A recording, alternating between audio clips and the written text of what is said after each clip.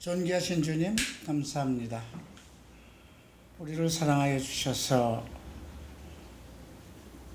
벌써 3학기 과정을 마치고 이제 마지막 학기 4학기를 준비하고 있습니다. 이 시간을 축복하시며 또 앞으로 진행되는 모든 과정 위에 주님께서 동행하여 주시옵소서. 힘쓰고 애쓰는 교수들을 위해 성령을 더하여 주셔서 가르치는 자나 말씀을 공부하는 자들이 동일한 은혜를 얻게 하여 주시옵소서. 우리가 매일매일 이 과정을 공부하는 모든 과정들이 헛된 시간이 되지 않기를 소망합니다. 말씀을 듣고 말씀을 깨닫고 말씀 안에서 활동할 수 있는, 주님께서도 말씀의 육신이 되어 이 땅에 오셨듯이 우리도 주의 말씀이 우리 안에서 활동해서 우리를 통해서 주님의 능력과 주님의 인격이 나타나는 그러한 학생들이 되도록, 일꾼들이 되도록 인도하여 주시옵소서. 감사하며 예수 그리스도 이름으로 기도합니다. 아멘. 처음에 우리가 시작할 때는 한 30여 명이, 거의 30명이 시작했죠. 네. 대부분 어느 신학교도 다 중간에 많이 떨어져 나가죠. 어쨌든 그래도 2년을 처음부터 함께 하신 청년들도 있고, 또 이번 학기부터 시작되는 학생들도 있고, 이번 학기부터 시작을 해도 4학기 과정을 학점제로 운영을 하기 때문에 특별한 지장은 없겠습니다.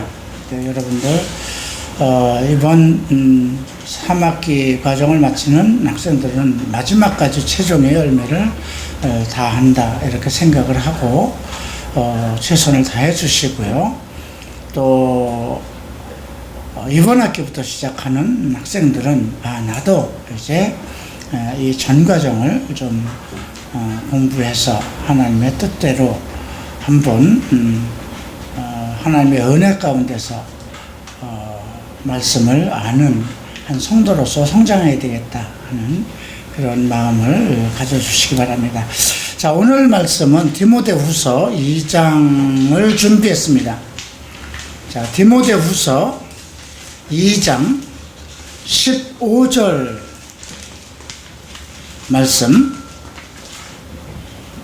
자, 함께 읽겠습니다. 내가 진리의 말씀을 옳게 분별하여 부끄러울 것이 없는 일꾼으로 인정된 자로 자신을 하나님 앞에 드리기를 힘쓰라.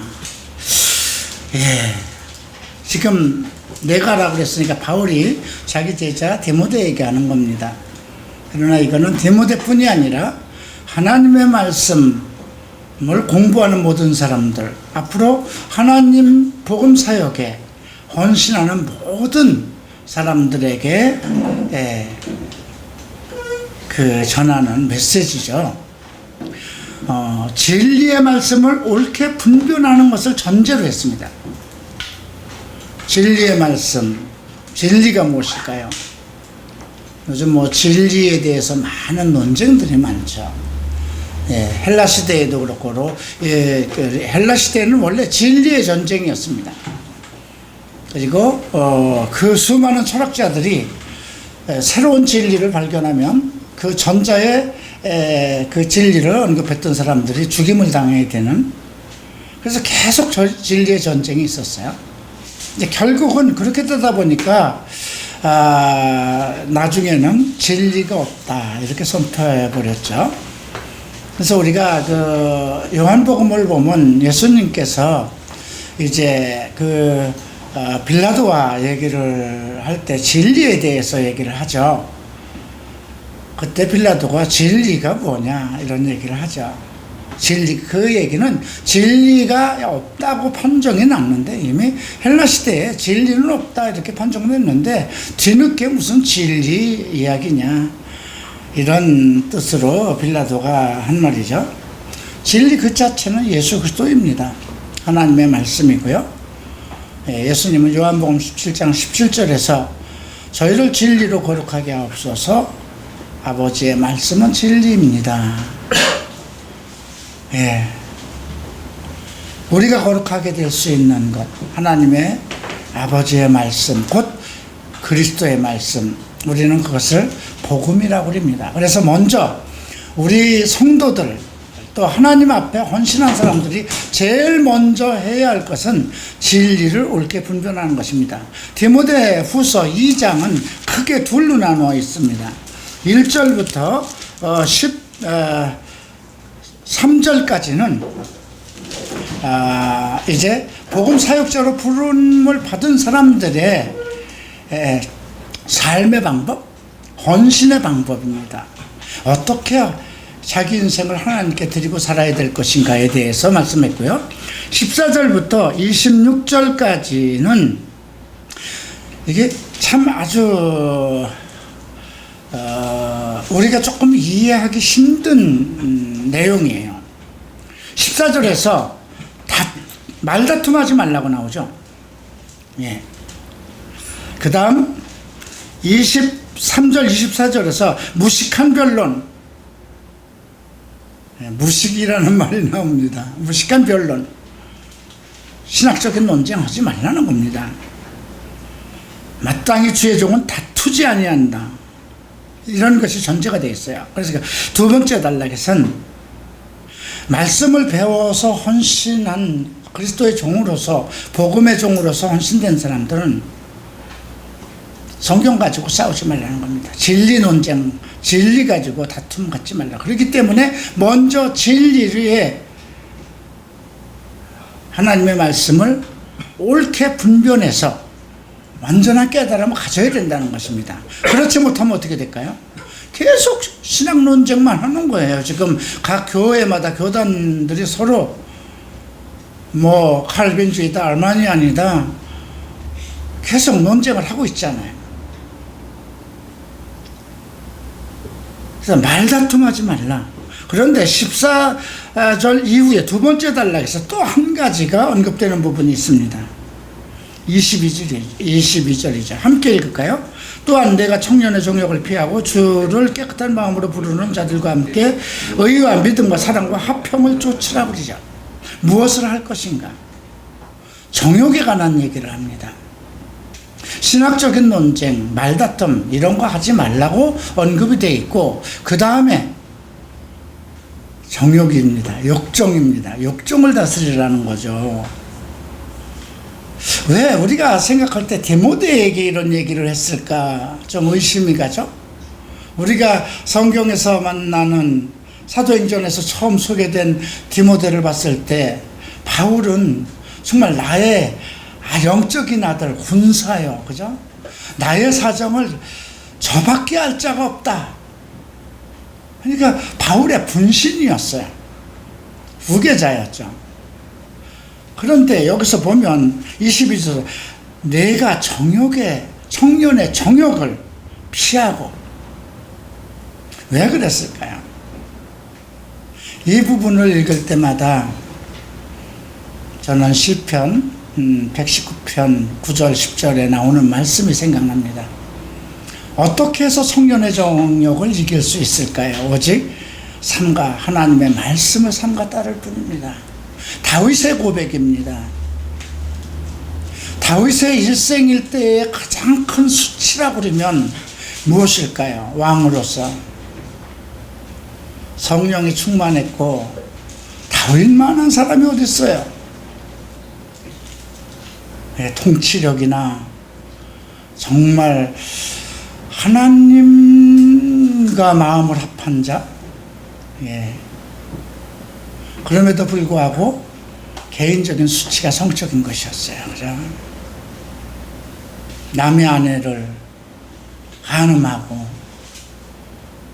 자기의 어떤 죄가 드러날까봐 그 남편을 살인하고, 그 외에 뭐 인구조사라든가 이런 것은 하나님과의 말씀 관계였고 통치자로서의 잘못된 가정이지만, 밧세바를 범한 거는 자기의 욕정이잖아요. 그죠?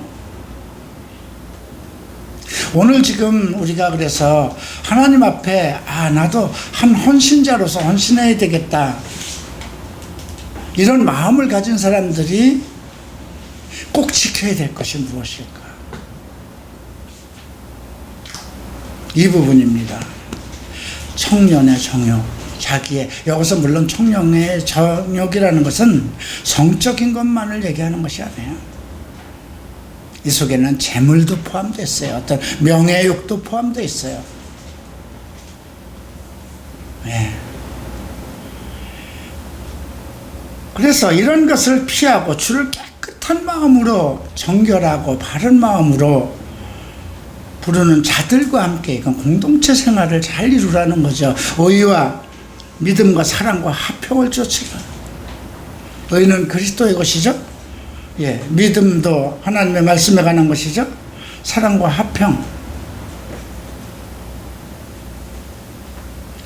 오늘 먼저 그러면 일단락에서 우리에게 주는 헌신된 사람들의 생활 방법, 어떻게 살아가야 될까요? 바울은 1절에서 이렇게 얘기합니다. 그러므로 내가 그리스도 예수 안에 있는 은혜 속에서 강해야 된다. 신학생들 보면 상당히 강력합니다. 뭔가 정말 이 지구라도 다 정말 들고 뛰어다닐 정도의 어떤 열정과 열망과, 우리 갈보리처분 성경대학교 학생들만 좀 찐삐러 같지, 다른 신학교 한번 가서 보세요. 대한민국 지구를 다 걸머쥐고 다닐 정도의 그 열정을 가지고 정말 대단해요. 그죠? 찬송하는 거에서부터 기도하는 거 보면 누가 질까봐 그냥 교실이 떠나가라 하고요. 대단합니다. 그런데 바울은 우리에게 그리스도 예수 안에 있는 은혜 속에서 강해야 된다고 하죠. 은혜. 네. 우리가 하나님 앞에 헌신을 하면서 잘못된 길로 갈 수 있습니다. 자기의 뜻, 자기의 영광, 자기의 목적을 이루고자 하는 그런 것들이 솟아날 수가 있어요. 그래서 많은 목사들이 실패하는 원인이 거기에 있어요. 그리스도의 은혜, 내가 나된 것, 내가 예수를 믿는 것 자체, 내가 죄인에서 벗어나서 하나님의 부름을 받은 그 자체가 그리스도의 은혜구나, 예수의 은혜구나. 나의 부르심조차, 나의 구원조차, 나의 세우심조차 그 속에서 강해져야 된다는 거죠. 은혜가 모든 것을 변화시키는 것. 석스미스 목사님 책 은혜라는 책은 꼭 보셔야 됩니다. 은혜가 모든 것을 변화시킨다. 내가 아무리 변화되려고 해도 안 된다는 거예요. 그리스도의 은혜가 나를 변화시키는 거. 네. 그래서 우리가 그리스도의 은혜를 깨닫는 것에, 복음은 그리스도의 은혜를 깨닫는 겁니다. 성경을 공부하는 것도 그리스도의 은혜를 깨닫기 위한 것입니다.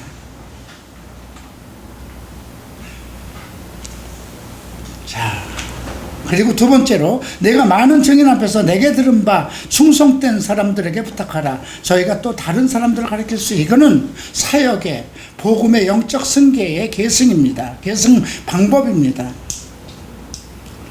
그리스도의 은혜 가운데서 강하여지는데 그 첫 번째, 이제 그 부르심을 따라서 너의 스승이 누구이고 또 너는 반드시 다음 승계를 또 이어가야 된다는 것이죠. 그래서 내게 들은 바 충성된 사람들에게 부탁하라고 그러죠. 내게 들은 바. 여기서 내게 들은 건 바울을 얘기하죠. 그죠? 많은 증인들 앞에서.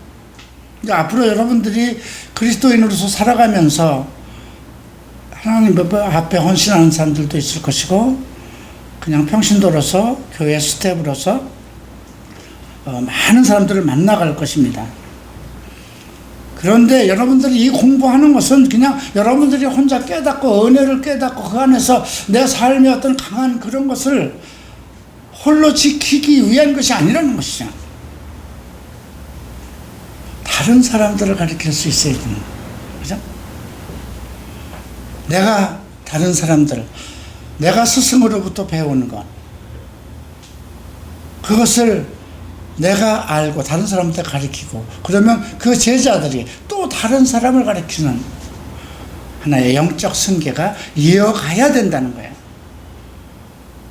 앞으로 우리 갈보리 채플 1기생, 2기생, 3기생들이 어떻게 계속 이어질지 모르겠어요. 내가 주님 앞에 간 이후에도 이 서울 갈보리 채플은 계속해서 여러분들에 의해서예요. 언제까지나 우리가 뭐 교수들을 계속 불러올 수는 없어요. 여러분들이 배운 것을 여러분들이 가르칠 수 있어야 돼. 그게 지금 2절에서 얘기하자. 내게 들은 바를 충성된 사람들에게 부탁해라. 저희들이 또 다른 사람들을 가르칠 것이다. 그 다음 삶의 방법은 예수의 좋은 군사를 얘기합니다. 그죠? 그리고 군사는 자기 생활에 매이면 안 되죠. 예수님께서도 부모, 형제, 처자를 버리지 않고서는 나의 제자가 될 수 없다 했습니다. 그죠? 자기 생활에 매여서는 안 된다. 오직 군사를 모집한 자, 주님이죠. 그의 기쁨을 위해서 살아야 된다는 거죠. 그 다음에 원칙을 얘기하고 있어요. 4절에서 5절에서 경기하는 자가 법대로 경기하지 아니하면, 그렇죠. 요즘 뭐 올림픽이나 어떤 경기에서도 비공식적인 방법, 뭐 약물을 쓴다든가 이런 걸로 해서 탈락되는 사람들 많잖아요. 그죠? 경기하는 자가 법대로 하지 않으면, 원칙을 얘기합니다. 그 다음 자기의 보상, 농부가 자기가 열심히 일한 것에 대한 그 보상에 대한 얘기가 6절에서 나오죠. 수고하는 농부가 곡식을 먼저 받는 것이 마땅하니라. 자기 인생 속에서 자기가 수고하고 애쓴 것에 대한, 그러니까 이걸 잘못해서 가면 거기에 대한 대가나 어떤 보수나 이런 것을 얘기하는 것이 아니에요. 그 수확의 기쁨을 얘기하는 거거든요. 수확의 기쁨이라는 건 뭘까요? 열심히 씨를 뿌리고 싹이 나고 열매를 맺는 그 수확의 기쁨. 성도들이 그만큼 내가 헌신하고 내가 가르치는 성도들이 그 삶의 온전한 열매를, 그리스도인으로서 온전한 변화와 온전한 열매를 맺어가는 것. 그게 농부의 기쁨이잖아요. 그죠? 그리고 이제 7절에서 내 말하는 것을 생각하라고 그러죠. 바울은 물론 예수 그리스도 안에 있으라고 하면서도 내가 말하는 것, 스승과 제자의 관계에 대해서 계속 언급하고 있습니다. 주께서 범사에 내게 총명을 주시리라. 총명은 뭔가요? 아주 간단한 거예요. 똥인지 된장인지 척 보면 아는 것이 총명이에요. 그죠? 지혜는 문제를 해결하는 능력이에요. 총명이라는 건 딱 보는 순간에 이거구나. 왜 총명이 지도자에게 필요할까요? 결정을 해야 되기 때문에 그래요. 어떤 일을 과감하게 결정할 수 있어야 돼요. 저희가 6년 전에 한남동에서 이전 명령을 받고 까마득했어요. 돈 1,500만 원밖에 없는데 6개월 전부터 1년 전부터 나가는 얘기를 들었는데 결국 이사비용 3,500 더 줄 테니까 연말까지 비우겠느냐. 근데 5천은 있지만 그 당시는 경기가 좋아서 5천이 돈이 아니었어요. 강남에는 뭐 사무실 얻는다는 거는 불가능했어요. 근데 이 자리가 비었어요. 우리 교회 자리만 8천에 100이었는데 8천도 없잖아요. 근데 제가 그 생각을 했어요. 주인한테 하나님 이거 지금 5천밖에 없지 않습니까? 죄인이 5천만 원에 월세를 조금 올리더라도 5천만 원 보증금으로 그렇게 해준다면 하나님 뜻으로 알겠습니다. 그리고 와서 교회 그 전임 목사, 그러니까 이 건물 주인은 안 되는 거예요. 돈이 없어요. 그 먼저 있던 목사한테 8천을 뽑아줘야 되는데 못 뽑아줘서 그 목사는 재건축한다니까 6개월 전에 딴 데로 나갔는데 8천이 안 빠지는 거예요. 이 건물 주인이 돈이 없어서. 근데 건물 주인은 자기는 못한대요. 그래서 이제 교회 목사를 만났는데 제가 5천밖에 없습니다. 그러면 3천은 1년 후에 갚겠습니다. 그리고 3천에 해당되는 건 저희가 월세로 더 내겠습니다. 그랬더니 그 목사가 오케이 하는 거예요. 그거 오케이라니까 건물주가 계약을 하게 되죠. 그런데 이렇게 부동산에 올라온 그 공지, 그게 호산나라는 인터넷에 올라온 공지였어요. 그걸 보고 목사가 거기다 올린 거니까.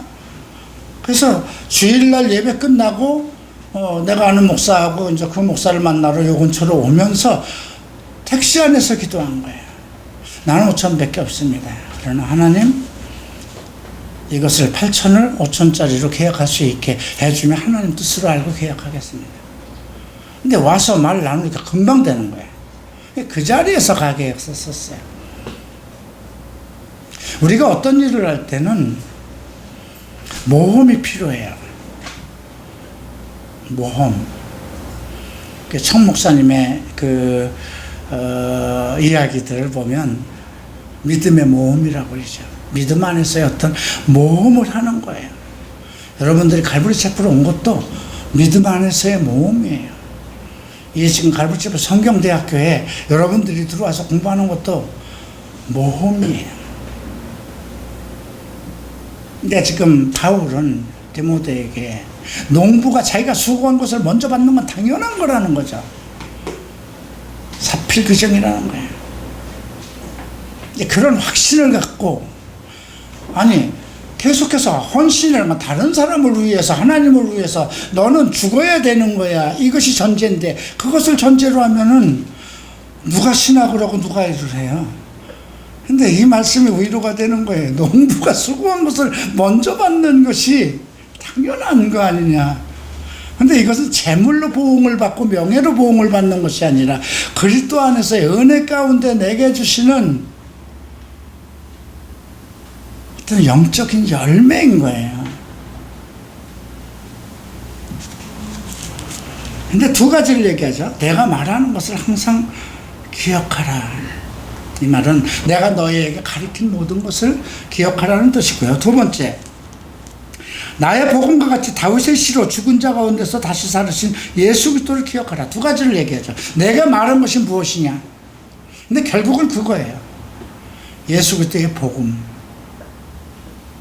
바울은 평생을 오직 예수 그리스도의 복음만 설명을 했습니다. 그리고 자기가 어떻게 헌신했는지 언급하고 있죠. 네, 죄인과 같이 매이는 데까지 고난을 받았으나 하나님의 말씀은 매이지 않았다. 자기는 매일 감옥에 들어가고 매일 매 맞고 매일 도망다니고, 이것이 복음 사역자로서의, 어떻게 보면 그것만 생각하면 어떻게 누가 헌신하겠어요? 그럼에도 불구하고 하나님의 말씀은 매이지 않을 것이라는 걸 전제로 하고 있고요. 그래서 앞에서 수고하는 농부가 곡식을 먼저 받는 것이 마땅하다 하는 것, 이 말씀에 대한 충분한 이해가 필요해요. 내가 만약에 여기 와서 여러분들도 만나지 못하고 교회도 운영도 안 되고 임대료 때문에 날 절절절절 매고 그 6년 버티지 못했겠죠. 벌써 내놓고 딴 데로 가든가 목회 정리하고 뭐 필리핀으로 가든가 어디로 가든가 중국으로 가든가 했겠죠. 사실 한남동에서는 그렇게 힘들었어요. 근데 여기 와서 여러분들 만나고 우리 서치원 원장님도 만나고 정말 내 인생에서 가장 살맛나는, 가장 내 인생에서 살맛나는 인생이었어요. 예. 내 개인적으로 무슨 명예를 얻은 거나 재물적으로 얻은 거나 그런 건 없어요. 그래도 내가 뿌린 대로 무엇인가 거두어지는 어떤 영적인 그런 것들. 그래서 오늘 여러분들이 정말 진리의 말씀을 옳게 분별하여 부끄러울 것이 없는 일꾼으로 인정된 자로 자신을 하나님 앞에 드리기를 힘쓰라. 최선을 다하라. 그 힘쓴다는 거는요, 그냥 죽기까지 모든 것을 다 최선을 다하는 그 과정을 얘기하는 것인데요. 앞에서 언급된 거는 복음의 일꾼으로서의 살아갈 수 있는 헌신자들의 삶의 방법, 목적, 목표가 되어 있고, 두 번째 단락에서는 말씀을 옳게 분별하는 자. 더 중요한 거는요,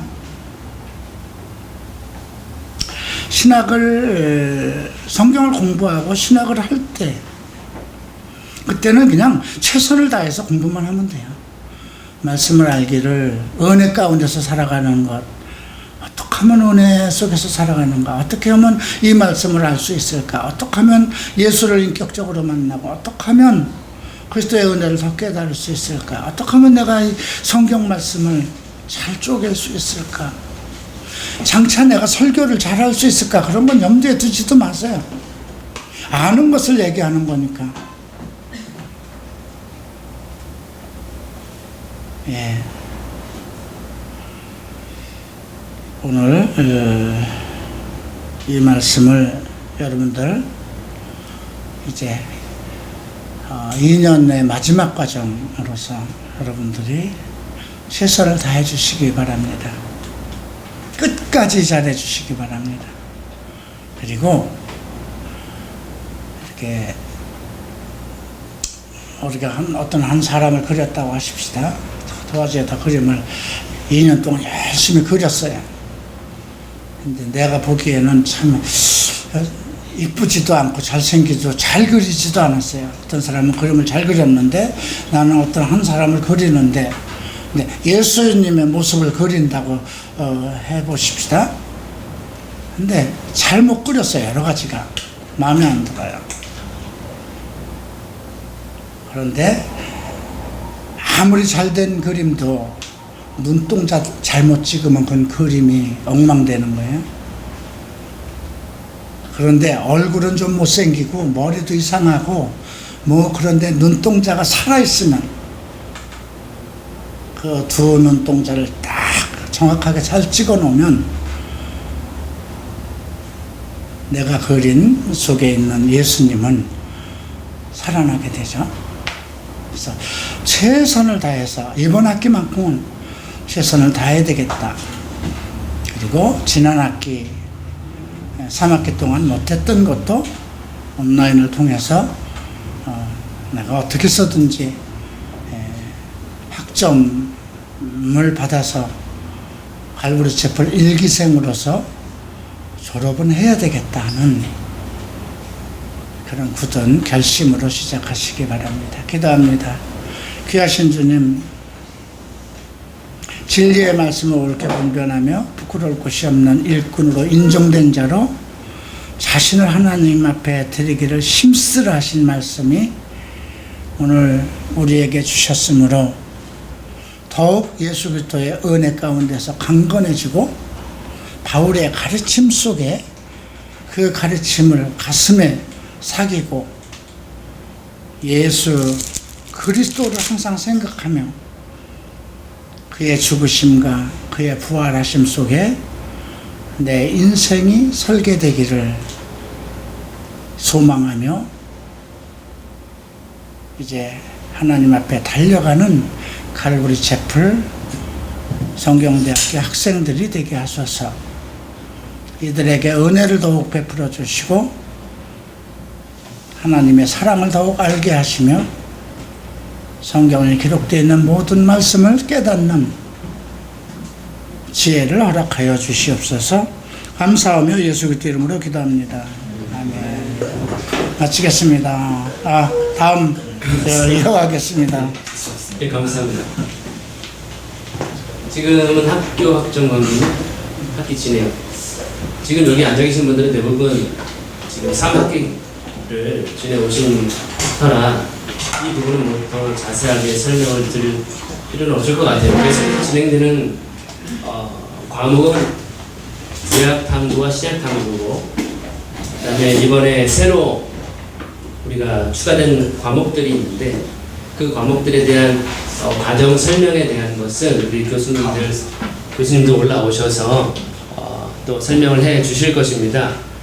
각 과목마다 2학점 내지 3학점으로 책정이 되어 있고, 그 다음에 여러분들 잘 아시는 것과 같이 실천 사역이라고 우리는 머리로만 하나님의 말씀을 공부하는 것이 아니라 하나님의 말씀은 분명 우리가 손과 발이 돼서 섬기는 자가 되어야 된다라는 것은 그리스도의 가르침이기 때문에 항상 언제 어디서나 우리는 섬길 준비가 되어 있고 섬기는 일을 하는 그러한 저희들로 갖추어져야 하기 때문에 실천 사역 항상 1학점씩 책정이 되어 있습니다. 뭐 궁금한 하신 사항 없으시죠? 맨 마지막에. 예, 그것은 마지막에 또 질문을 주시면 되겠고, 지금 이제는 2019학년도 가을학기 안내를 우리 이태영 간사님이 해주시겠습니다. 예, 이게 시간표입니다. 이 신약탐구 주일 예배가 신약탐구고, 고린도 전서가 오후 예배 시간에 진행됩니다. 그리고 귀납적 성경연구 화요일, 구약탐구는 똑같이 지금 이렇게 진행하고 있죠. 다니엘서, 요한계시록, 그리고 소선지서, 이제 소대언서 서천 원장님이 하시고, 성령세례 성령은사 18시 30분인데 그 중간에 이제 소선지서가 16시 30분에 끝나요. 그럼 한 2시간 정도 시간이 있죠. 예? 그죠? 그러면 그때 청소하고 또 이제 식사 준비는 이 홀수주에는 그 박 집사님이라고 저희 교회 오신 지 얼마 안 된 그 집사님이 섬겨주시기로 했어요. 오늘도 이제 준비해 주실 건데, 짝수주에는 저희가 해야죠. 그러니까 식사당번들도 그 식사 섬김을 하시면 돼요. 몇 명은. 나머지 청소하시고 찬양 준비하시는 분들은 찬양 준비하시고, 예, 그렇게 진행됩니다. 결제는 카드로 하셔도 돼요. 카드로 이제 할부로 진행하셔도 되고, 또 혹시 분할 납부를 하시겠다 하는 분들은 학기 내에 하셔야 돼요. 분할 납부는. 예를 들어 9월부터 9, 10, 11, 12, 2월까지거든요. 학사 일정이. 그럼 4개월로 나눠서 해야 되니까 뭐 25, 25, 20을 내신다든지 3개월 안에, 아니면 20, 20, 15, 15를 내신다든지 이런 식으로. 그리고 분명하게 저한테 말씀을 해주셔야 돼요. 지난 학기도 분할 납부 한다고 했는데 안 하신 분들이 계세요. 저한테 말을 안 하니까 제가 알 수가 없죠. 입금했으면, 아니면은 뭐 예를 들어 김동준 분할 이런 식으로 써주셔야 돼요. 그죠? 김동준 9월 학비 이런 식으로 써야지, 안 쓰면 저희는 알 수가 없습니다. 그죠? 그리고 부모님 이름으로 내신 분들 특히 저희가 부모님 성함을 다 알고 있진 않아요. 목사님한테라든지 저한테라든지 꼭 말씀을 해주세요. 그러면 냈는데도 너 안 냈네 이렇게 될 수 있는 거예요. 서로 오해가 생기니까 반드시 뭐 최소 3월 이런 식으로 꼭 써주시기 바랍니다. 그리고 온라인 등록 방법이 있습니다. 지난 학기에 다 하셔서 아시겠지만 까먹으신 분들이 계실까봐 먼저 로그인을 해주세요. 예, 로그인을 하시고, 로그인이 안 되면 회원가입을 하셔야겠죠. 그리고 이제 온라인 스쿨 들어가시면 여기 지금 3월 학기로 되어 있는데 9월 학기로 새롭게 업데이트 되어 있습니다. 그리고 나서 여기 들어가시면 결제하기를 꼭 누르셔야 돼요. 요 결제, 그러니까 그냥 돈을 입금했어도 이 온라인 상의 절차를 위해서 결제하기를 누르시고 그 다음 과정까지 진행해 주셔야 돼요. 가격 기간, 저희 갈보리치불 성도들 같은 경우는 이제 70만 원짜리로 선택을 하시면 되고, 그리고 무통장 입금도 그냥 입금자명 해가지고 이름을 쓰세요. 이번호 이런 식으로 해서 결제하게 하면 아마 제 번호로 문자가 갈 겁니다. 그래서 그러면은 그거는 상관없이 결제는 알아서 하시고 요거까지 신청해 주셔야 제가 온라인상에서 승인을 누를 수 있어요. 그래야 온라인 수업을 들을 수 있습니다. 그리고 한 달에 한 번 주일 오후에 학생 설교가 있습니다. 요거는 나중에 고린도 전후서 목사님이 이제 오리엔테이션 하실 때 자세하게 얘기를 진행하도록 하겠습니다. 각 과목별로 과목 소개 있겠습니다. 목사님 과목 소개해 주시죠. 저번부터 먼저. 아, 그럴까요? 네. 그러면 다니엘서 예. 이번 학기에 이호정 교수님. 이번 학기에 우리가 공부하게 될 제가 다니엘서를 맡게 되었습니다. 다니엘서와 요한계시록을 맡게 되었는데 제가 과연 잘할 수 있을지 굉장히 부담을 느끼면서 하지만 맡긴 자에게 구할 것은 충성이죠. 신실한 자로 나타나는 것이다라고 그 마음을 마음에 새기면서 제가 준비하게 되었습니다.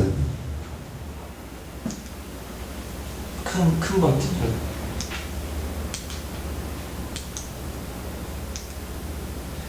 그래서 다니엘서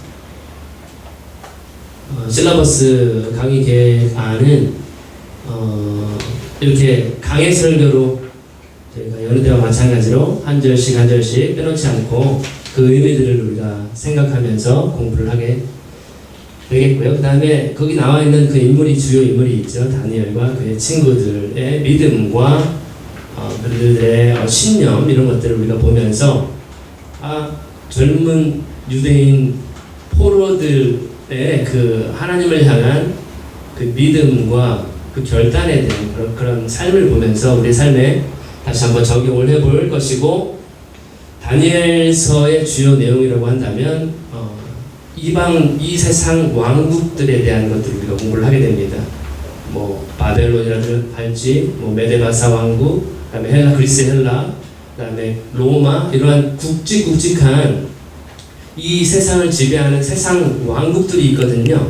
그 왕국들에 대한 것을 우리가 자세하게 살펴볼 것이고 그 다음에 도래하는 하나님의 나라에 대해서 여전히 세상 왕국은 돌아갈 것이지만 지금은 미국이나 북한이나 일본이나 이런 그러니까 세계 정세를 보고 있지만 그리고 그 위에는 하나님께서 이 나라들을 다스리고 계시고 그 나라는 지금 오고 있다.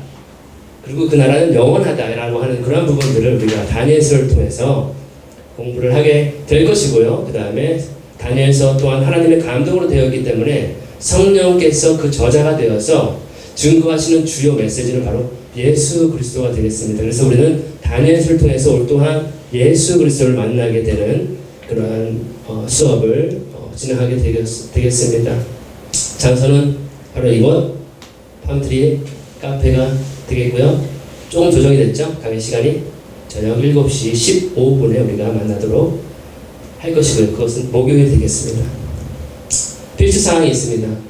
먼저 강의에 들어오시기 전에 그 우리가 공부할 내용들을 성경 부분을 먼저 차근히 잘 정독하시는 것. 그래서 오늘 수업이 어떠한 내용이겠다라고 준비하시는 것. 그 다음에 중요한 것이 있는데 노트 필기하는 것입니다. 일단은 기본적인 아웃라인 그 교재가 준비가 되어 있어요. 우리 귀하신 형제님께서 만들어 주셨습니다. 그래서 그러한 공책이나 혹은 개인 노트북에 강의하는 내용들을 자세하게 기록을 해주시는 것, 그것 매 강의마다 필수 사항이고, 그다음에 출석은 100% 출석을 부탁드리겠습니다. 그리고 마지막으로 학기가 정리될 때에 내가 다니엘서를 공부했다는 숙지하고 있다라고 하는 것을 점검하기 위한 기말고사가 준비가 되어 있고, 특별히 존 월부드라고 하는 이 박사님, 목사님의 교과서를 가능하시다면은 꼭 읽어봤으면 좋겠습니다. 뭐 다니엘 The Key to Prophetic Revelation 해가지고 저는 이 책으로 다니엘서를 미국에서 공부를 했어요. 근데 지금은 좀 바뀐 것 같아요. 교과서가 뭐 어떤 것이든 상관없지만 존 월부드라고 하는 이분의 교과서를 한번 읽어봤으면은 정말 더 많은 깊은 많은 정보들, 그다음에 그러한 깊은 고찰들 이런 것들 그런 것들을 알 수 있지 않을까 생각이 됩니다. 이렇게 해서 다니엘서를 우리는 공부를 하게 될 것이고, 계속해서 요한계시록을 또 제가 맡게 됐습니다. 이렇게 저는 어려운 것만 맡기는 되는지 모르겠지만 창세기부터 이사야서, 시편 맡긴 자에게는 구할 것은 충성이다. 그 마음을 다시 되새기면서 요한계시록을 저와 함께 또 공부를 하시게 되겠습니다.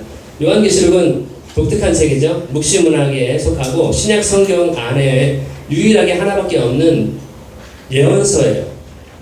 그래서 굉장히 의미가 있겠고, 그 요한계시록의 강해 설교로 우리가 또 한 절 한 절씩 공부를 하게 될 것이고요. 다니엘서와 우리가 맞물려서 굉장히 서로 연결되어 있거든요. 그래서 이번 커리큘럼이 굉장히 정말 중요한 내용들을 우리가 공부를 하게 될 것 같다. 또 우리 서 교수님과 함께 선지서를 또 배우거든요. 그러면은 성경의 기본적인 예언에 대해서는 우리 학생들께서 정말 이해를 할 수 있겠구나 라고 하는 그런 기대를 가지고 있는데, 지금 사도행전 우리가 공부를 했지만 지난 학기에 거기에서 예수님이 부활 승천하시고 하늘로 올라가셨죠. 그러고 나서 제자들을 통해서, 교회를 통해서 복음이 전파되고 땅 끝까지 지금 복음이 전파되고 주신 약속이 있는데, 바로 예수님께서 다시 오신다라고 하는 약속이었죠. 그 약속이 남아 있습니다. 요한계시록을 통해서 예수님께서 오실 그 약속을 어떻게 이루시는가, 오신다면 어떠한 모습으로, 어떠한 시간표대로 오시는가, 또 오시면 어떠한 일들을 하시고 또 어떠한 일들을 우리는 이 성경의 마무리, 항상 엔딩이 중요하죠. 영화 처음 보고 졸다가 엔딩만 보면은 다 이해할 수 있죠. 마찬가지로 요한계시록이 그러한 책이 되겠습니다. 그래서 도래하는 사건들과 하나님의 공의로우신 심판에 대해서, 이 세상을 심판하시는 것, 그 다음에 새로운 하늘과 새로운 땅, 그분의 영원한 통치, 영원한 세계, 이것에 대해서 우리가 요한계시록을 통해서 공부를 하게 될 것이고, 또한 요한계시록을 통해서 예수 그리스도의 승리를, 재림을 우리가 다시 살펴보게 되는 그러한 유익한 시간이 되겠습니다. 장소는 금요일 날로 정해졌습니다. 금요일 저녁 15분에 7시에 만나게 되겠고요. 필수 사항은 비슷합니다. 그래서 모든 강의를 들으러 오실 때에 먼저 읽어보시는 것, 그 다음에 각 강의마다 노트를 필기하는, 너무나도 자세하게 이렇게 하는 것보다는 자기 나름대로 정리가 되고 있다, 오늘 수업을 내가 이만큼 이해했다, 필기를 하는 것 굉장히 중요하고요.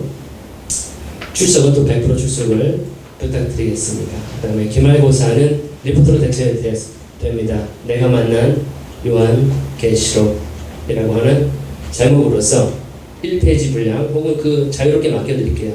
최소한 1페이지는 되어야 되고, 그렇게 리포트를 작성해서 소감을 제출하시면 되겠습니다. 마찬가지로 존 월부드라고 하는 이 박사님의 요한계시록 책이 굉장히 유명해요.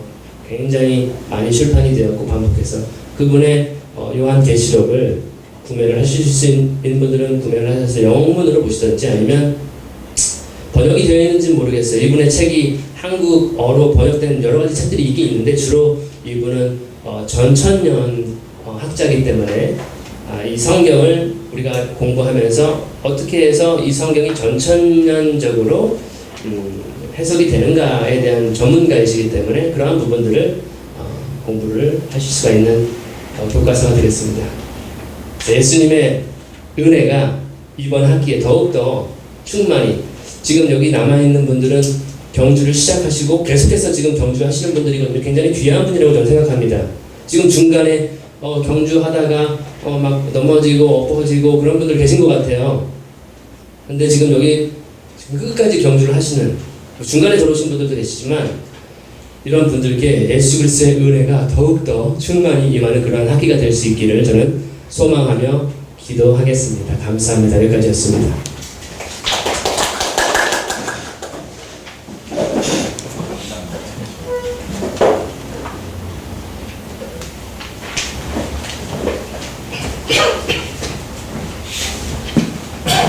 안녕하세요. 저는 이번 학기에 이제 이 소선지서, 이게 빔인가? 네. 맨 아래 번째 여기가 됐어요. 소선지서를 한번 네, 같이 합니다. 그리고 이 장소에서 토요일 날 3시 해서 하고 딱 90분 이렇게 하죠. 네.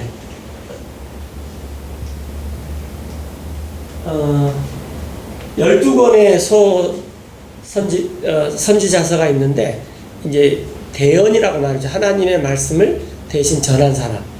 요즘 같으면은 이제 대통령의 말씀을 이렇게 전하는 사람을 대변인이라고 그러잖아요. 그래서 대변인의 역할은 이 대통령의 말을 그대로 잘 전하기만 하면 돼요. 그런 것처럼 이걸 이제 영어와 우리말을 통해서 강의 설교식으로 하고요. 그런데 이 소대언자들은 이 그릇이 작아서 소대언자가 아니라 성경을 쓴 분량이 적기 때문에 이제 소대언사라고 하는데 굉장히 다양합니다. 그리고 역사 배경이 많이 넓어요. 그리고 또 한 가지 굉장히 경이로운 사실은 사람들이 잘 안 읽는 책이에요. 이게. 그런데 이 배경을 알면은 굉장히 재밌습니다. 예를 들어서 요나서 같은 것은 우리가 배경을 아니까 굉장히 재밌게 읽을 수 있죠. 북왕국 이스라엘, 남왕국 유다, 그 다음에 주변 국가들, 아시리아, 바빌로니아, 메데 페르시아. 이렇게. 자, 그 다음에 이 배경도 그렇고 주제도 굉장히 다양하게 나옵니다. 하나는 이 대언자들의 대부분들이 하는 일이 뭐였냐면은 하나님의 의를 행하라라는 거예요. 그래서 대언자들이 했던 것이 앞날에 일어난 일을 미리 보여주는 것이 아니라 현재 직시하고 있는 상황에서 너네들이 하나님 앞에서 이렇게 잘못했다. 그게 이제 대언이죠. 그래서 그런 하나님의 공의를 실현하고 또 회개라. 그렇지 않으면 하나님께 심판이 있다. 이런 것을 이제 우리가 다양한 12명의 이 대언자들을 통해서 살펴보게 됩니다. 그 다음에 이 예수님께서도 그랬는데 이 음란한 세대가 표적을 구한다 그래요. 그래서 이 음란이라는 것은 이 지금만 있는 게 아니라 이 창세부터 천년왕국 이전까지 그 시대의 특징이 뭐냐면 다 음란한 것입니다. 그리고 또 우상숭배도 마찬가지고 또 배도 도를 배반하는 것이 어떤 것인지 이런 것들이 대언자들이 굉장히 다양하게 책망이 되어 있어요. 그런 것들을 보고 제가 볼 때 이 소선지서를 안 읽는 이유 중에 하나가 읽으면 기분이 나빠요. 맨날 뭘 잘못했다 그러니까 도대체 나한테 뭘 이렇게 꾸짖고 그러나. 그런데 이 배경을 살펴보면은 그런 것들이 우리한테 이렇게 적용을 할 수 있습니다. 그 다음에 또 이제 이 솔로몬의 성전이 무너져 버렸는데 이걸 어떻게 재건하냐 이런 주제도 나오고 또 그러면서 메시아가 출현한다 하는 메시아도 나오고 그 다음에 가장 중요한 게 영어로 The Day of the Lord예요. 주님의 날. 요걸 두 마디로 줄이면 뭐가 되죠? 네? 주일. 주일이죠. 주일. 네.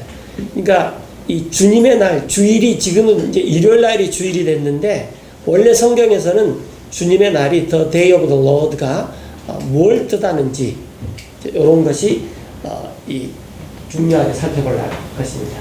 그 다음에 또 이스라엘은 어떻게 회복되느냐 이런 것들. 그 다음에 또 재림은 어떻게 되느냐. 재림이 있는 다음에 천년왕국은 어떻게 되느냐. 굉장히 주제가 다양해요. 네. 그래서 하여튼 이런 것들을 재밌게 실감나게 그 다음에 내가 사는 현재에 어떻게 적용을 하느냐 이런 관점에서 할 것입니다. 자, 강의 목적은 우리가 지금 소위 마지막 때를 살고 있는데 마지막 때라는 것은 아주 간단합니다. 음란하고 그 다음에 하나님을 떠나서 추구하는 게 많은 게 우상 숭배고 죄가 있어도 회개 안 하고 이런 게 마지막 때예요. 노아의 때처럼. 그 다음에 이제 하나님의 그런 공의로운 심판과 구원은 뭐냐. 그 다음에 이런 것들을 어떻게 대언자를 통해서 보여주고 어떻게 성취하느냐. 이런 것들이 이제 그 12 다양한 이 대언자들을 통해서 나타나는데 이걸 보고요. 그다음에 이 성경의 예언, 성경의 대언이 그대로 해준 것도 있어요. 예를 들어 요나서에게 넌 니느웨를 가라. 그럼 그거 아주 쉽잖아요. 그런데 그게 비유나 상징, 계시 이렇게 좀 이게 무슨 말을 할까? 이렇게 되는 것들이 굉장히 많은데 이런 것들을 우리가 성경적으로 그다음에 이 시대 상황에 역사적으로 어떻게 해석을 해야 되느냐. 이번에 제가 이제 가장 중요하게 강의할 게 이겁니다. 그다음에 이제 계속 언급되는 거지만 12명의 대언자들이 시대 상황이 굉장히 안 좋은 상황이에요. 유다도 망하고 이스라엘도 망했고 그다음에 또 뭐 이 큰 아시리아, 바빌로니아, 페르시아 이런 로마까지는 가지는 않는데 이런 상황에서 어떻게 하나님께 쓰임을 받아서 하나님의 말씀을 전했는지 이런 것들이 이제 강의를 듣고 그다음에 네 번째 그것들이 이 대언자들이 자신들이 말한 대언의 성취를 이 대언자들은 잘 살았어요. 요나, 오바다, 나훔, 하박국, 말라기 잘 살았어요. 그러면 그 삶이 내가 지금 살고 있는 이 시대에 나한테는 어떻게 적용되느냐? 네. 그것이 이제 마지막입니다. 마지막 때를 사는 우리에게 적용하는 방법. 자, 평가는 강의 노트를 제가 이 온라인에서 강의 노트 하시는 분 봤더니 저보다 잘해요. 이야, 이렇게 열심히 하시는구나.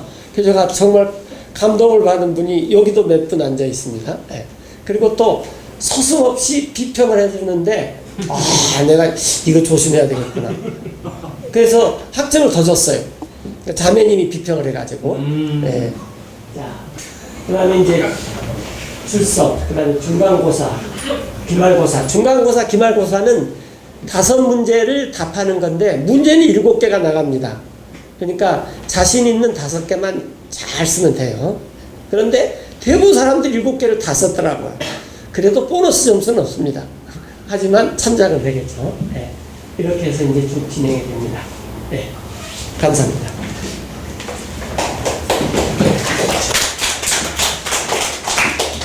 네, 이제 이현호 목사님 강의 소개하겠습니다. 근데 이게 바탕화면에 없는데요? 어디 말씀하시는 거예요? 이거 아니야 여기? 그 안에 있어요? 지가 만들어 놓은 건데 그건 네가 만들어 놨잖아.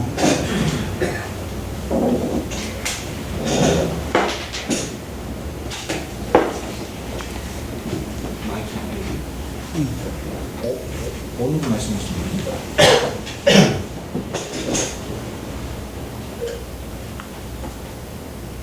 성령 세례 여기 있고 다음에 책, 함에서 책. 보면 PDF 파일 PDF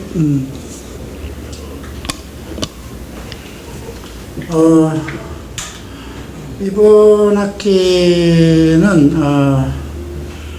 세 과목을 내가 담당하게 되어 있는데요. 고린도 전후서는 주일날 오후 시간에 하겠습니다. 그래서 학생이 아닌 성도들도 다 같이 강의를 들을 수 있겠고요. 그 다음 한 명씩 이제 첫 강의 끝나고 나서 한 명씩 돌아가면서 학생들 중에 10분 정도 학생 설교를 하도록 할 것입니다. 그리고 그것은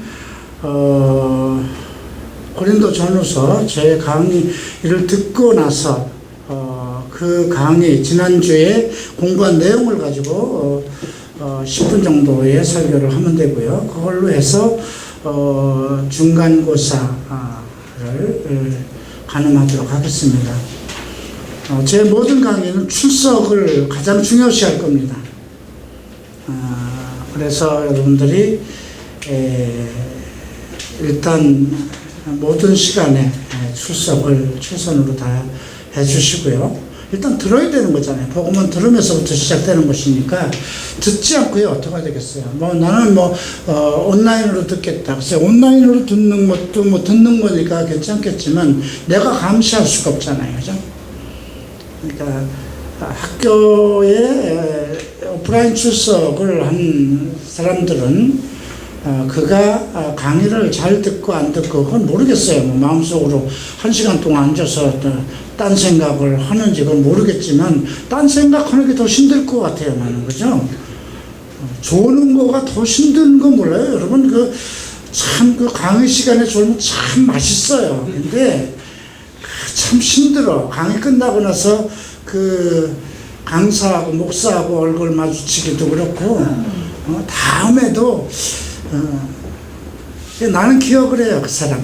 이 사람은 내가 아니라 항상 조는 학생이다. 되게 조는 사람은 항상 졸아요.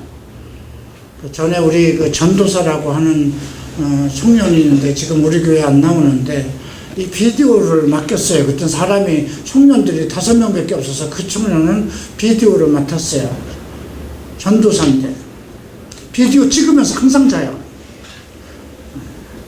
수업이 10번이면 9번을 자요. 아니 수업이 10번이면 11번을 잘 정도로. 예, 자기로 작정한 사람들은 그러면서도 또 다 듣는데 듣기 뭘 들어 자는데 뭘 들어. 어쨌든 출석을 중심으로 할 것입니다. 그래서 고린도전후서는 한 시간이 좀 원래 17시간 정도 이렇게 우리가 9월부터 15일까지 17강을 준비했는데 그것을 초월해서 더 지나갈 수도 있을 것 같아요. 그래서 고린도전후서를 꼭 공부하게 될 것이고요. 자, 그 다음 이제 화요일 날 과정, 요거 목차만 좀 넣어줘 보세요. 네. 목차만. 자, 1부, 2부, 3부 이렇게 되어 있나요? 네. 우회를 좀 보십시다. 네. 자, 1부에는 강해 설교의 정의와 준비라고 되어 있는데요. 왜 강해 설교? 원래는 이것이 IBS의 기납법적 성경 연구와 그러니까 갈브리 채플에서 성경대학이나 또 사역자 학교에서 필수적으로 다루는 과정이 있어요. IBS 귀납법적 성경 연구예요. 그거는 귀납법적으로 성경을 어떻게 공부하느냐. 그래서 관찰과 해석과 또 적용, 이 3가지 과정. 그래서 그것을 전에 갈브리 채플 제가 초창기 때 미국에서 그 갈브리 채플 성경대학교에서 귀납법적 성경을 가리키는 그 교수님이 와서 일주일 동안을 서울과 부산에서 목회자들에게 강의를 한 일이 있어요. 그때도 저도 그 강의를 들었어요. 그 다음에 또 하나는 강해 설교. 이제 갈브리 채플의 또 부목사로서 오랫동안 총목사님 모시고 갈브리 채플을 이끌어 오신 데이비드 호킹이라는 그 유대계 목사가 있었어요. 정말 척 스미스 목사님과 함께 갈브리 채플을 일으키는데 가장 중요한 역할을 하신 분이죠. 지금은 다 이 두 분들 다 사역을 안 하고 계십니다. 그분도 한국에 와서 일주일 동안 이 횃불에 관해서 목회자들을 중심으로 강해 설교의 방법에 대해서 그 강의를 했습니다. 목사들이 500명씩 모였습니다. 척 스미스 목사님 모셨을 때는 2,500명의 목회자들이 모였었고요. 예, 한국에서 그래도 내가 일본에서 들어와서 서울 갈브리 채플을 개척하면서부터 한 1, 2년 사이에 한국에서 목회자들을 중심으로 강해 설교 학교 또 갈브리 채플 운동이 잠깐 일어났었다는 건 여러분들 기억하시고요.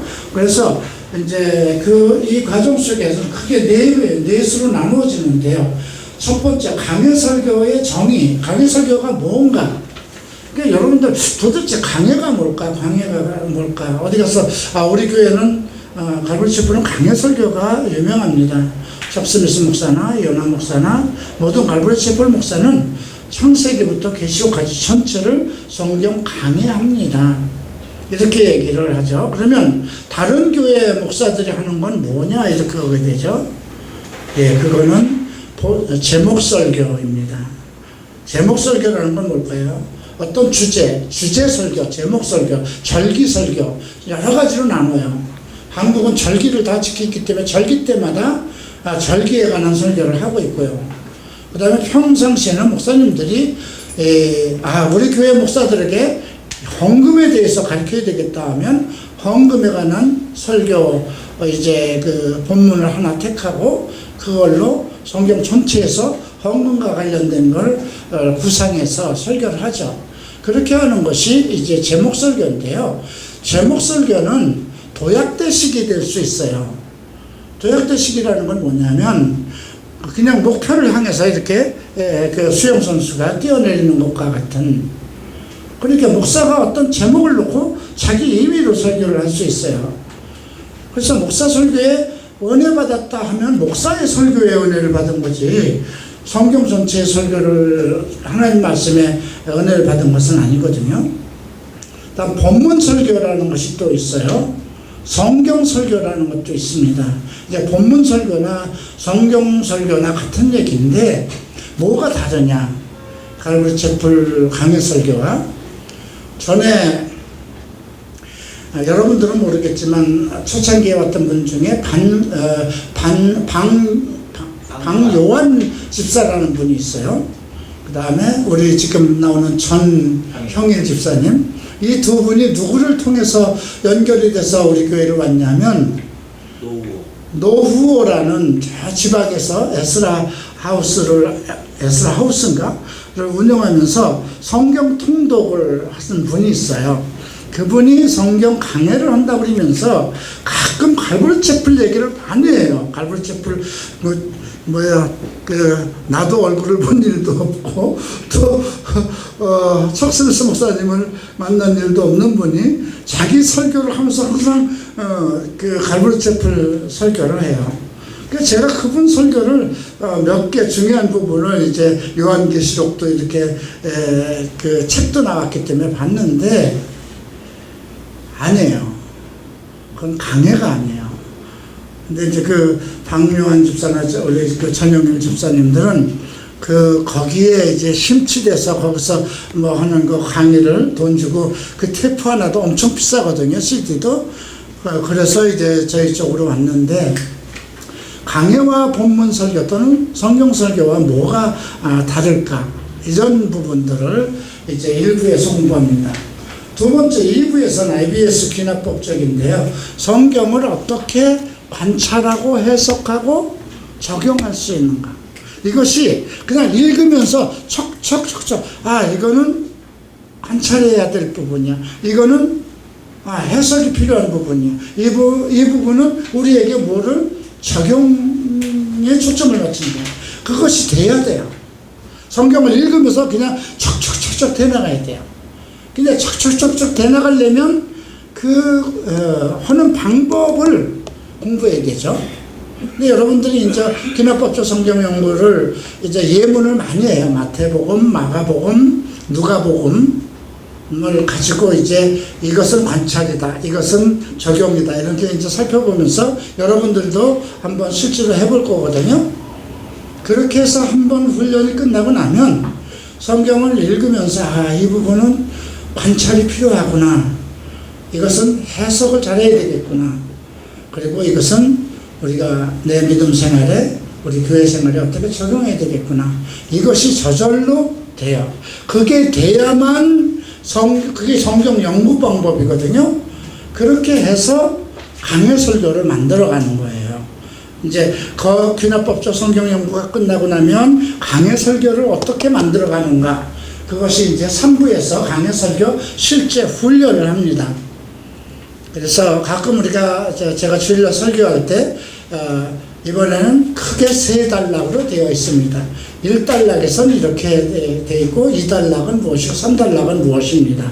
이렇게 얘기하는 것이 하나의 강해 설교의 구조를 얘기한 거고요. 그 다음에 1단락, 2단락, 3단락을 총 묶어서 그 중에 타이틀을 이걸로 정했어요. 그죠? 이제 내일부터도 한번 보세요. 제가 설교하는 과정 속에서 타이틀을 무엇인가, 그것이 내일 이제 누가복음 17장인데요. 17장에서 내가 강해하고자 하는 핵심 부분이 그 성구고 그 타이틀이에요. 그리고 이제 1단락, 2단락, 3단락 설명에 들어가죠. 그래서 3부에서 여러분들이 강해 설교 실제 훈련을 통해서 여러분들도 어디 가서 설교를 할 수 있도록, 남의 설교 가지고 갈 수는 없잖아요. 물론 갈보리채플 목사들은 다 자기, 오늘 그 바울이 디모데서에서 내가 들은 바를 생각하라, 내가 들은 바를 연구하고 또 다른 사람들한테 가르쳐라, 이렇게 됐어요. 그것은 바울의 설교를 하라는 것은 아니에요. 그죠? 아브라함의 하나님, 이삭의 하나님, 야곱의 하나님이잖아요. 그죠? 그러나 그 같은 줄기 안에서 각 사람들에게 주는 또 다른 메시지가 있고, 그래서 강해 설교 실제로 훈련을 하게 됩니다. 그리고 마지막에 설교 준비 어떻게 할 것인가, 또 여러분들이 성경 공부를 어떻게 인도할 것인가, 이제 각 소모임을 가지면 성경 공부 우리가 하는데 어떻게 인도할 것인가, 이런 그 4부에서는 방법론을 공부하게 됩니다. 이렇게 해서 강해 설교, IBS 스키나법조 성경 연구와 강해 설교 과정을 화요일 날 공부하게 됩니다. 자, 이제 그 성령 세례와 은사, 이것도 크게 제목만 좀 해주시고요. 이거는 준비해 놓은 지가 이게 뭐 한남동에서 지금부터 10년 전 거니까요. 원고가 다 돼 있고, 아웃라인, 이게 지금 아웃라인이고, 이 아웃라인을 가지고 원고를 다 써서 책으로 준비하려고 했던 과정입니다. 여러분들 보면 지혜와 지식과 믿음의 은사라는 그 제 빨간 책이 있죠. 10년 전에 만든 책인데, 그 중에서 여기에 나오는 그 은사 중에 3개를 책으로 나왔던 거예요. 그런데 이번에 그걸 묶어서 성령 세례와 성령 은사를 책으로 이렇게 준비하려고 하는데, 이게 10여 년 전에 써놓은 원고라 지금 감각하고 그때 감각이 많이 달라요. 그러니까 지금 다시 정리를 하려니까, 그 당시는 고등학교 2학년이 써놓은 것 같아요. 대학생이 지금 다시 정리를 하는 거야. 그런 것 같이. 그리고 그 당시 시대적인 얘기가 많이 나오는데 좀 이렇게 맞지 않는 부분도 있고, 그래서 이걸 해야 되나 말아야 되나 지금 고민하면서 지금 조금씩 정리하고 있어요. 아마 책으로는 안 나와도 이제 저희가 교보문고하고 이북이 돼요.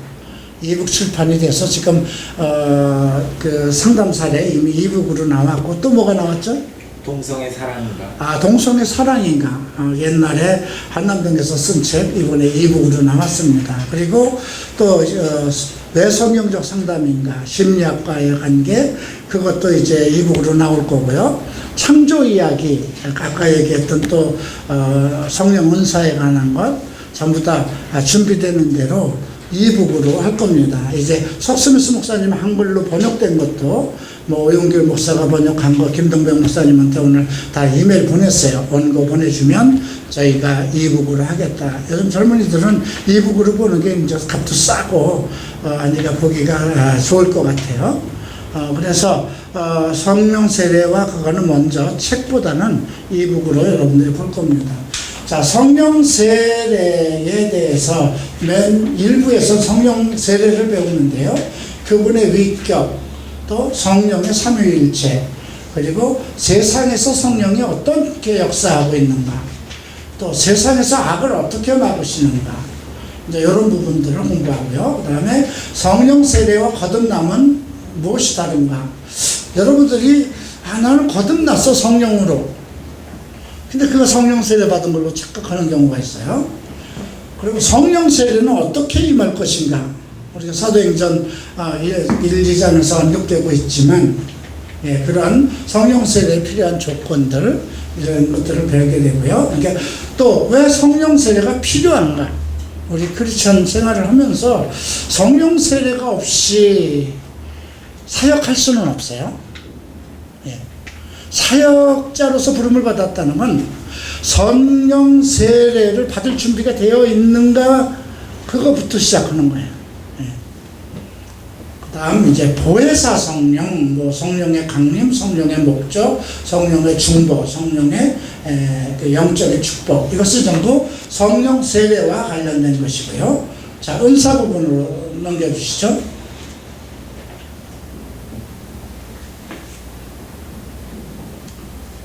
뒷부분으로 가야 될 거예요.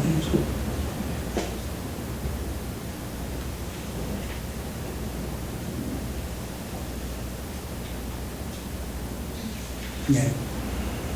자, 성령 은사에 관한 거는 먼저 이거는 고린도전서 12장. 여러분들이 이제 고린도 전후서를 공부하기 때문에 이제 겹치는 부분이 있어요. 근데 이제 주일날 오후에 하는 강의는 세밀하게 다루지는 않아요. 그러나 이제 성령 은사가 무엇인가 개론부터 그 다음에 지혜의 말씀의 은사, 지식의 말씀의 은사, 믿음의 은사 이렇게 세 가지를 하나로 통틀어서 공부하게 되고요. 신유, 기적, 예언 이것이 대인 쪽에서 나온 거죠.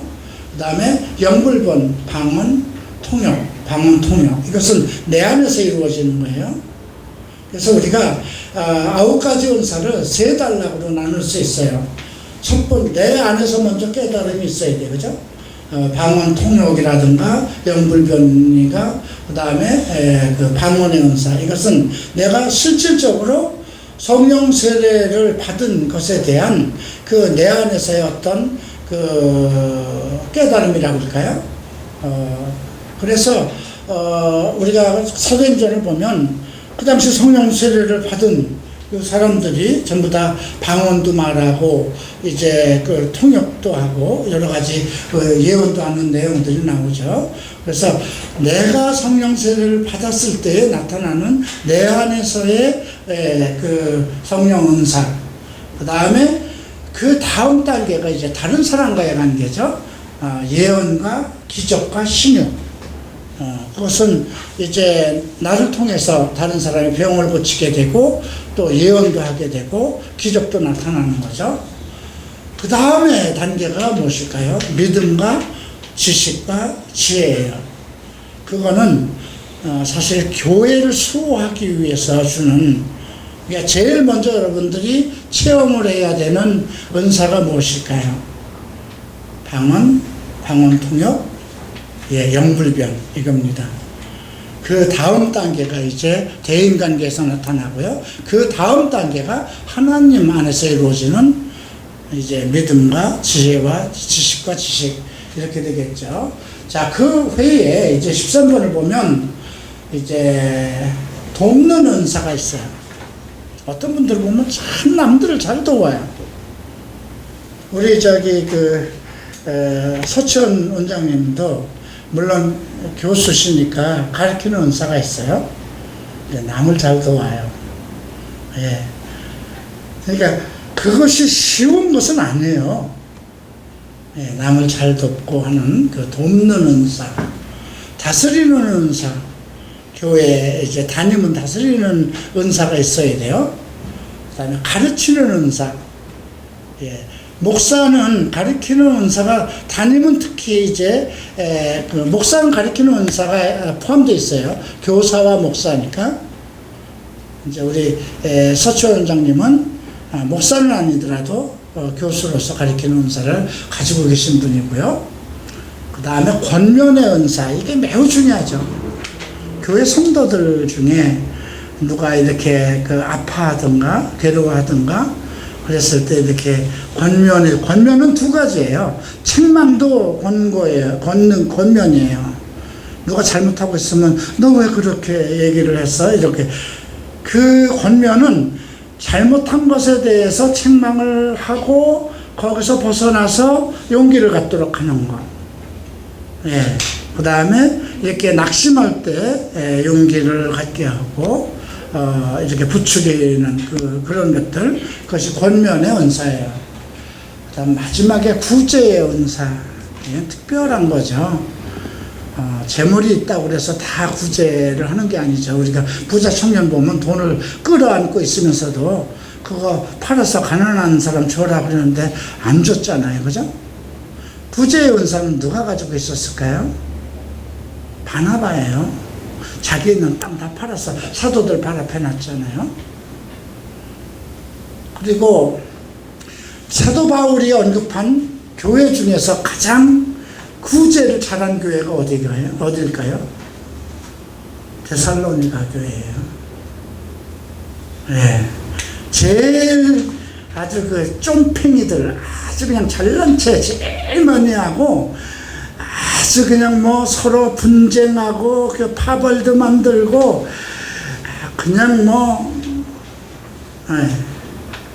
구제하는 것, 나누어주는 것 제일 많이 안 하는 데가 어딜까요? 고린도 교회예요. 바울이 사람까지 직접 보냈어요. 니들 헌금 올 때 나갈 때 모으지 말고 한 달에 초하루에 미리 모아가지고 내가 갈 때 하지 마. 그러니까 막 바울 앞에 가면 막 뭔가 헌금 많이 하는 척하고 말로는 우리도 헌금하겠습니다 했는데 사람을 2번씩이나 보내놔도 헌금이 안 모이는 거예요. 왜 그럴까요? 거기 동성애자들이 많았나 봐요. 아주 짠돌이가 많았잖아. 쟤들 쓰는 데는 엄청 잘 쓰는데 어디 내놓는 데는, 예? 그죠? 그게 고린도 교회예요. 그래서 이번에 고린도 전후서를 하는 거예요.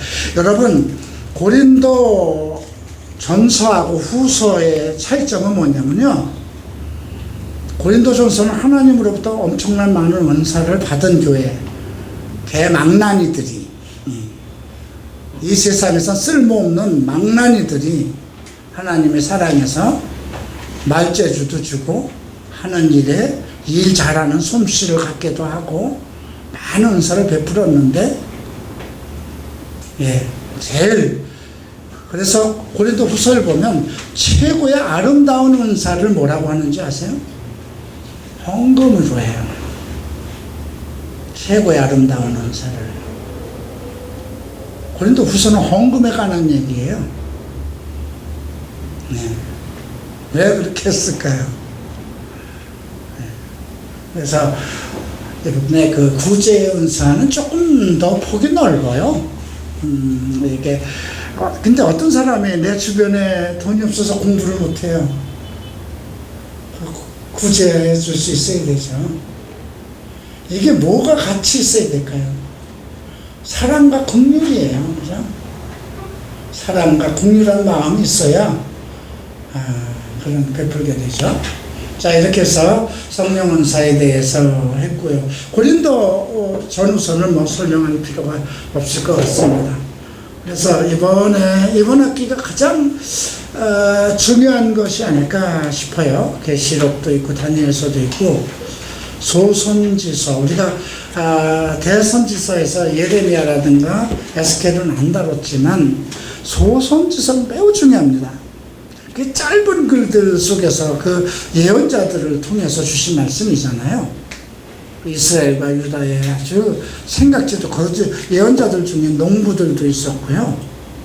예, 정말 그 깜짝깜짝 뭐 스가랴서 같은 걸 보면 와, 이분은 어땠을까 할 정도의 뭐 미가 이런 것들을 보면 대단합니다. 그래서 이번 학기에는 매우 중요한 것, 지금까지 여러분 얼렁뚱땅 이렇게 지내왔을는지 모르겠지만 이번 학기만이라도 내가 모든 전 강의를 꼭 다 듣고 정리를 좀 해야 되겠다. 그렇게 준비하시기 바랍니다. 그리고 신구약 탐구, 미국 갈부체프는 미국 척스미스 목사님 설교를 다 들어야 돼요. 예, 여러분들도 영어가 가능하면 그거 들으라고 하겠지만, 일단 제 강의가 신구약이 다 돼 있어요. 우선은 지금 주일 설교 신약하고 있고 수요일 날 구약하고 있어요. 그거는 여기 출석하면서 뭐 당연히 수요일 날 나오고 주일 날 나오면서 다 들을 수는 있죠. 그 외에도 여러분 구약 창세기부터 전체를 한번 다 그다음 여러분 2년 과정 동안 나중이라도 여러분들이 학기가 끝나고라도 그 과정만큼 그거는 전부 다 여러분들이 리포트를 써야만 돼요. 그렇죠? 이제 여기서 우리가 지금 수요일 날 예배나 주일 날 설교를 들은 것에 대해서는 리포트를 쓰지 않아도 돼요. 그러나 그 외의 거는 여러분들이 신구약을 어떻게 들었는지 내가 모르잖아요.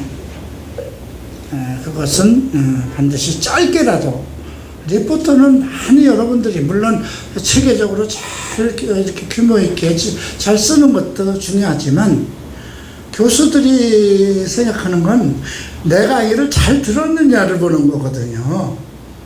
내 강의를 잘 들었느냐 아까 교수님께서 말씀하시잖아요. 그냥 목사님 강의 도중에 교수님 강의 중에 뭐 저 이런 것들이 있는데 좀 이건 좀 다른 것 같습니다. 뭐 이런 의견이 나올 수도 있고 강의를 듣고 깨달은 바에 대해서 그다음에 자기의 도전이 있을 수도 있잖아요. 제가 도전을 이런 부분에서 도전받았습니다. 이런 부분에서 회개가 되었습니다.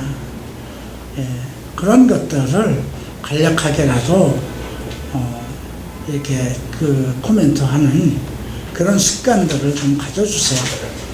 여러분 하루에 1시간 정도 하나님 앞에 기도드리고 말씀을 보고 있는가 한번 생각해 봐야 돼요. 24시간이잖아요. 반 뚝 띄어서 12시간은 먹고 자고 한다고 그러고 12시간이 낮이라고 했을 경우에 뭐 세상에서 여러분들 학교 다니고 하는 시간 바쁠 수 있어요. 9시간 이상, 8시간에서 9시간 될 수 있어요. 그죠? 그래도 1시간 정도 내는 건 낮 12시간 중에서 밤낮 24시간 중에서 내가 하나님의 말씀을 공부하는 시간으로 한두 시간을 갖는다는 것. 그것만으로도 예수 그리스도의 충만한 은혜가 될 것 같습니다. 자, 우선 여기 마치겠습니다. 감사합니다. 자, 학생회 여러분들 나오셔서 잠깐 하실 말씀 있으면 해주시기 바랍니다.